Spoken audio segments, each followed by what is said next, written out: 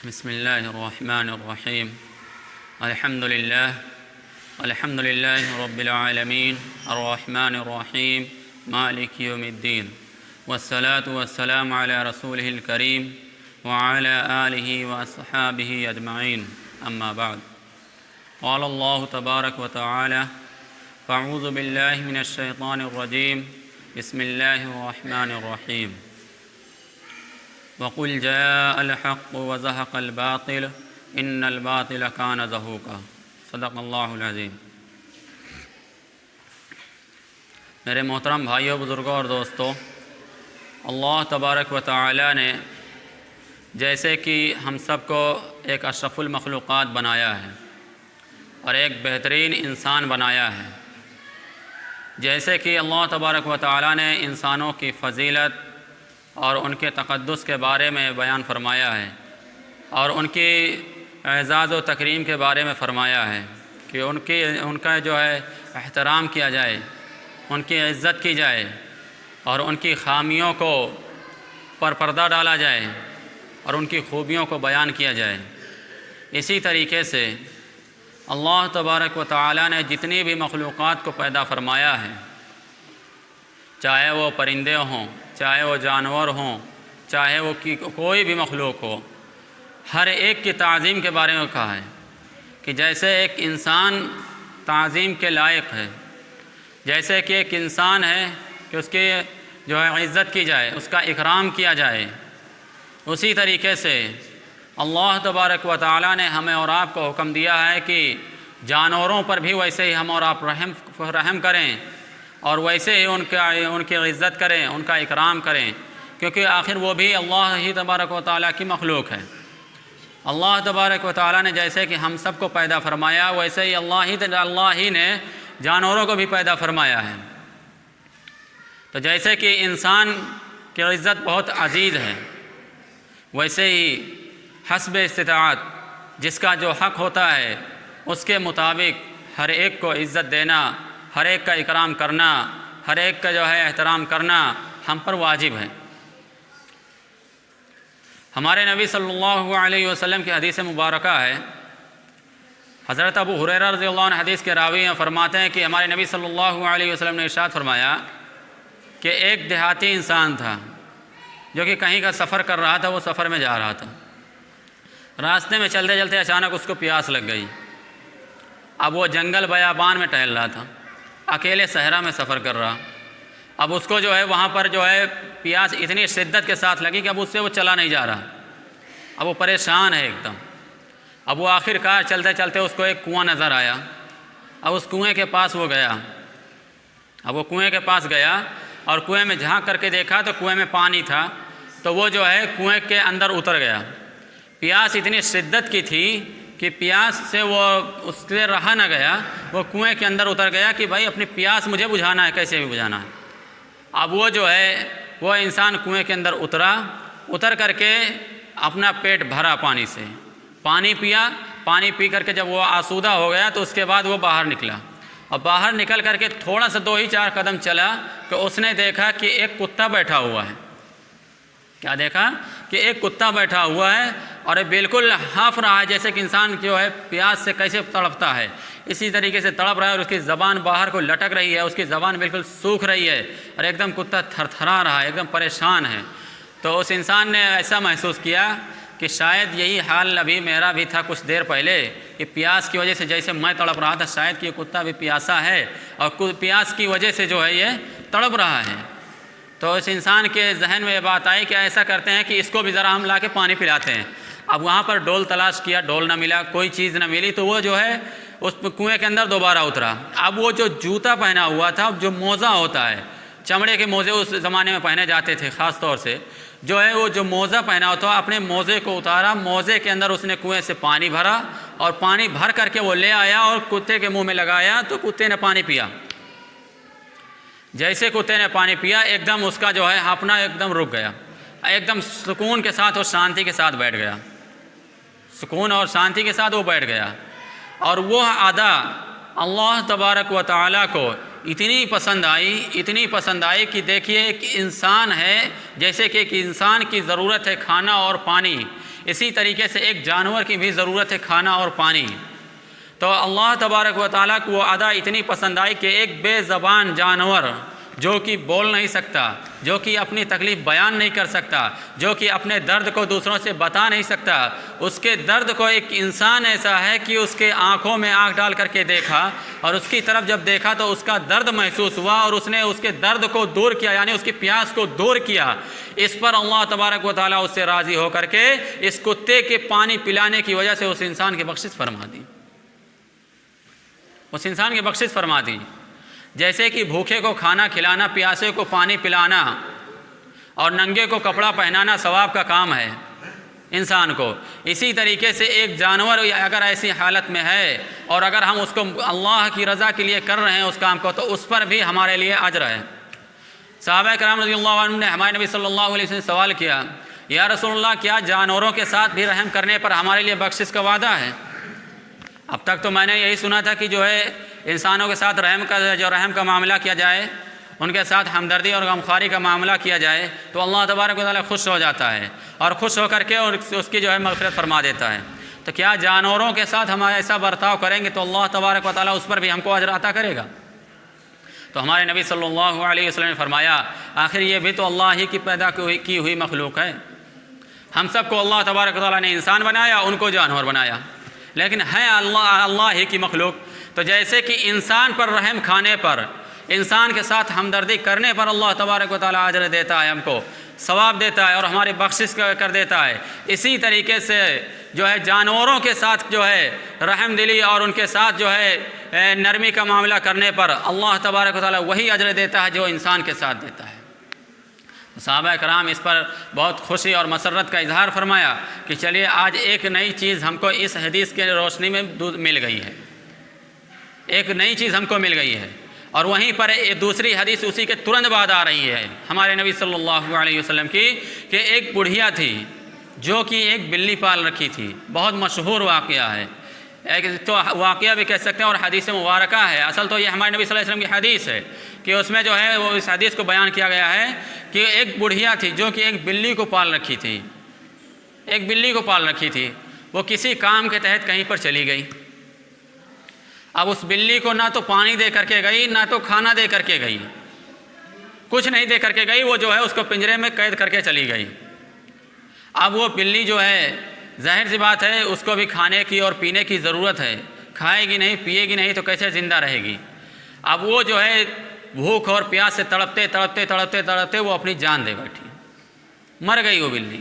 وہ بڑھیا واپس آئی اور اس نے دیکھا کہ بلی مری پڑی ہے، تو اس کے بارے میں ہمارے نبی صلی اللہ علیہ وسلم نے فرمایا کہ یہ جو عمل اس بڑھیا نے کیا ہے یا اس جو عورت نے یہ عمل کیا ہے، یہ اس عمل سے اللہ تبارک و تعالیٰ بہت ناراض ہو چکا ہے۔ اللہ تبارک و تعالیٰ اتنا ناراض ہو چکا ہے کہ اس بڑھیا کے بارے میں کہہ دیا کہ اس بڑھیا کی اب بخشش نہیں ہوگی۔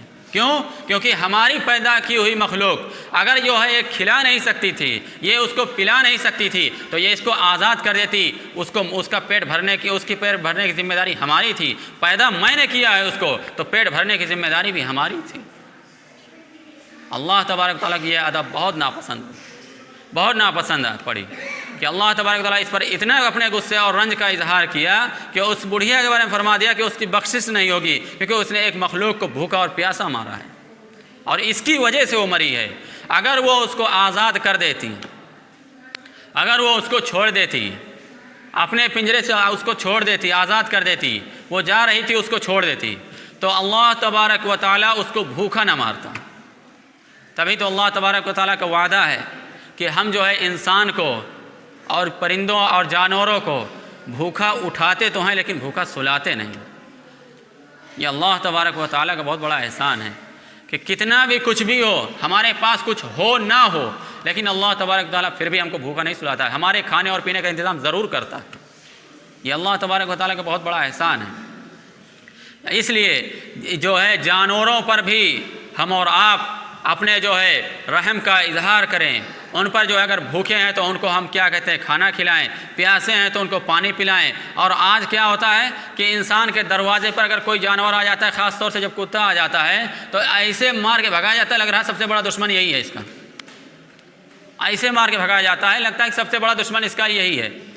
حالانکہ وہ تو جانور ہے، وہ تو جو ہے آزاد جانور ہے، کہیں بھی جا سکتا ہے، کہیں بھی آ سکتا ہے. ہاں اس کو آپ ڈانٹ ڈپٹ کے بھگا سکتے ہیں، لیکن اس کو زبردستی بلا وجہ اس کو مار نہیں سکتے. اگر اس کو ہم مار رہے ہیں تو سمجھ لیے ہم اس پر ظلم کر رہے ہیں، اور اس کا حساب ہم کو دینا پڑے گا قیامت کے دن. اس کا حساب ہم کو دینا پڑے گا. اللہ تبارک و تعالیٰ ہم کو چھوڑے گا نہیں. اسی لیے ہمارے نبی صلی اللہ علیہ وسلم نے فرمایا کہ جو زمین والوں پر رحم کھاتا ہے، اللہ آسمان والا اس پر رحم کھاتا ہے. اگر آپ زمین والوں پر رحم نہیں کرو گے تو آسمان والا تم پر رحم نہیں کرے گا. اس لیے ہم اور آپ زمین والوں پر رحم کھائیں، جیسا کہ انسانوں پر رحم کھائیں، جانوروں پر رحم کھائیں، چرندوں پرندوں پر رحم کھائیں، جو بھی مخلوقات ہیں اللہ تبارک و تعالیٰ کی سب پر ہم رحم کھائیں. تو آسمان والے سے ہمیں اور آپ کو یہ امید ہے کہ اللہ تبارک و تعالیٰ ہم پر ضرور رحم کھائے گا. اللہ کی رحمت سے ہمیں امید ہے کہ اللہ تبارک و تعالیٰ جو وعدہ ہے وہ سچا اور پکا ہے. ہمارے اور آپ کے وعدے تو جھوٹے ہو سکتے ہیں، لیکن اللہ کا وعدہ جھوٹا نہیں ہو سکتا ہے. اور اسی طریقے سے ہمارے نبی صلی اللہ علیہ وسلم نے فرمایا کہ اللہ تبارک و تعالیٰ کو دو طرح کے انسان پسند ہیں. دو طرح کے انسان پسند ہیں. ایک وہ انسان جس کو اللہ تبارک و تعالیٰ نے خوب مال دیا ہو، خوب مال دیا ہو، مال کی فراوانی ہو، اس کے پاس مال اتنا ہو کہ آرام سے بیٹھ کر کے کھاتا ہو، اور اس کے آل اولاد اس پر جو ہے رشک کرتی ہوں کہ ایک دو پیڑھیاں اس کی اس مال پر جو ہے بیٹھ کر کے کھا سکیں. اور اللہ تبارک و تعالیٰ اس کو یہ مال دے رکھا، اور اس مال کو وہ اللہ کے جائز راستے میں خرچ کر رہا ہو، اللہ کے راستے میں خرچ کر رہا ہو. وہ اس لیے کہ یہ جو مال ہم کو ملا ہے، آخر اس کو دینے والی ذات کون ہے؟ اس کو دینے والی ذات تو اللہ ہے.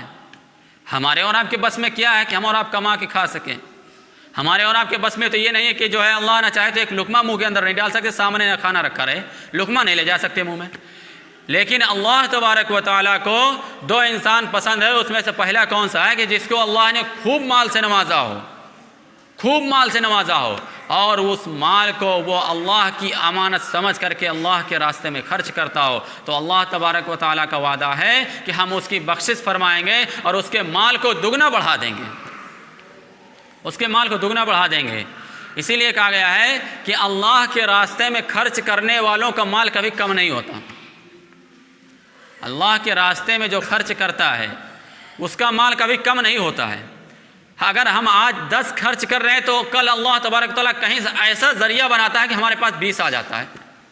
اس کا ہم اور آپ مشاہدہ کرتے رہتے ہیں ہمیشہ.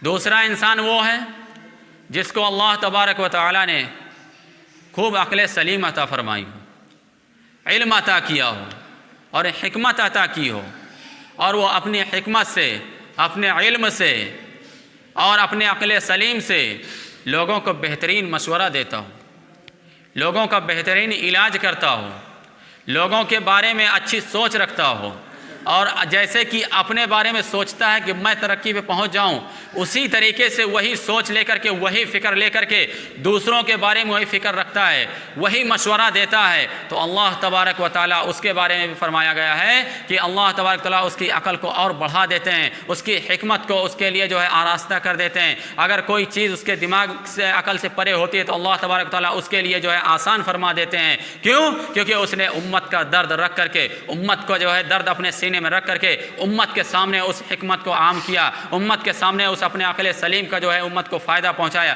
اس وجہ سے اللہ تبارک و تعالیٰ اس کو جو ہے اور ذہانت بخشتے ہیں. یہ اللہ تبارک و تعالیٰ کا وعدہ ہے. آج کیا ہوتا ہے کہ ہم اور آپ اپنے پاس علم تو رکھتے ہیں، جانکاری تو رکھتے ہیں، لیکن دوسروں کو بتاتے نہیں ہیں. پوچھنے میں بھی شرم آتی ہے، بتانے میں بھی شرم آتی ہے.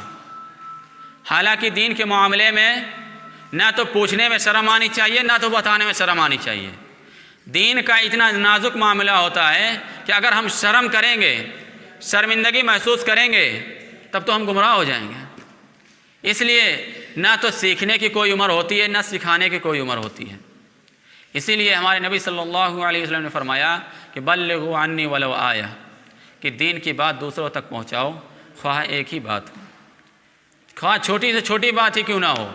اگر آپ کے پاس کوئی علم ہے اور آپ کو ایسا محسوس ہو رہا ہے کہ اگر آج ہم اس بات کو امت کے سامنے بیان کریں گے، امت کو ہم بتائیں گے، ایک ایک فرد کو پکڑ کے سمجھائیں گے، تو ہمیں اللہ کی ذات سے قوی امید ہے کہ اس سے دین کا فائدہ ہوگا، تو ہمیں اور آپ کو بتانا چاہیے، گرچہ وہ چھوٹی بات کیوں نہ ہو، گرچہ وہ چھوٹا مسئلہ کیوں نہ ہو۔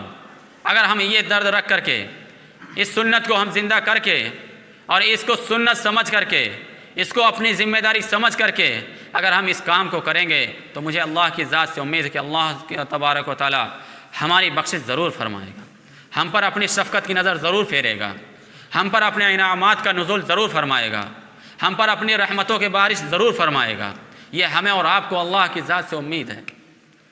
اللہ تبارک و تعالی جیسے کہ ہم سب کو تمام چیزوں سے نوازا ہے، ایسے ہی ہم چاہیں کہ ہم جو ہے ہمارے پاس جو چیز ہے اپنے بھائی کو بھی اس چیز سے ہم آراستہ کر دیں، اپنے بھائی تک بھی یہ چیز پہنچا دیں، تاکہ جو ہے کوئی چیز ایسی نہ ہو کہ ہمارا بھائی دین کا علم اس کے پاس نہ ہو اور وہ غلط کام پر چل پڑے۔